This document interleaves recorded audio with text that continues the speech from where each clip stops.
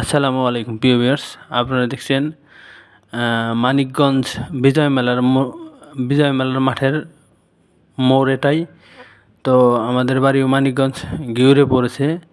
তো আমরা যাচ্ছি হেমায়েতপুর। তো এটা মানিকগঞ্জ থেকে বেউতা রোডটা তো আগের তুলনায় অনেকটাই সুন্দর, চারিদিকেই অনেক সচ্ছল সুন্দর। তো এখান থেকে আমি প্রতিনিয়তই যাওয়া আসা করি, তো অনেকটাই ভালো লাগে। তো মানিকগঞ্জ আমার জন্ম, আমি অনেক গর্ববোধ করি আমি মানিকগঞ্জের ছেলে।